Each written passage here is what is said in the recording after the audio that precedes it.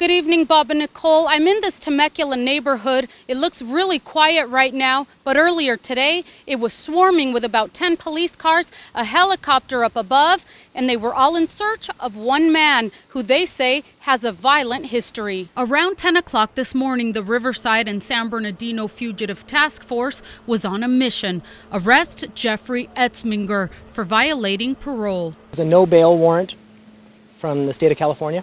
But their wanted man had a plan of his own. Etzminger's criminal history required us to take extra precautions. And that's when Temecula residents living on Harwick Lane got a wake-up call that was all too disturbing. I just heard the helicopter and I came out and it said, please come out, the house is surrounded. And I have 2 boys in the house and I was kind of nervous. Person after person was brought out of this home, put into handcuffs, and then into a police car. County agents were very tight-lipped about this case, but when I approached the suspect, he seemed to have a moment of repentance. Well, I'm terribly sorry, obviously. I just want to get this over with and dealt with so I can get on with my life. I'm sick of running. This is screwed up, though. They should not be arresting any of them. I lied to all of them and put them in this position. They had no idea. I screwed up. But why they should not be going to jail right now, I'll tell you that. They had no idea. But the person inside that these agents were most concerned about was this little baby boy. Came in, broke a window, my kid was sitting right there. How old is your kid?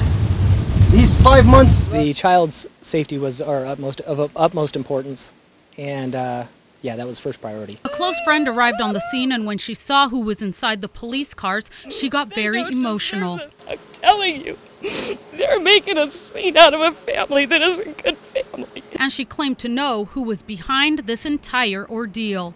He's just been nothing but a sponge to this family. And now these kids are going through this humiliation because of that piece of shit.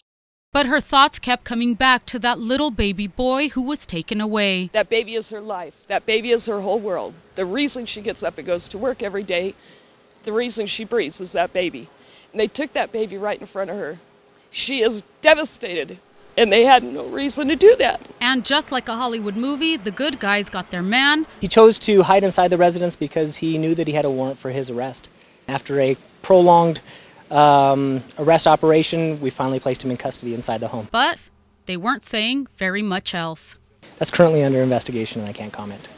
Of the 5 people that were placed in cuffs, 3 of them were taken into custody. The suspect himself, his apparent girlfriend, and 1 other woman, and we don't know her relationship to them. All we do know is that there is 1 little baby out there tonight who is out of this home and away from its family. In Temecula with photojournalist Chad Buchanan, Kitty Alvarado, KZSW News. Now back to you in the studio.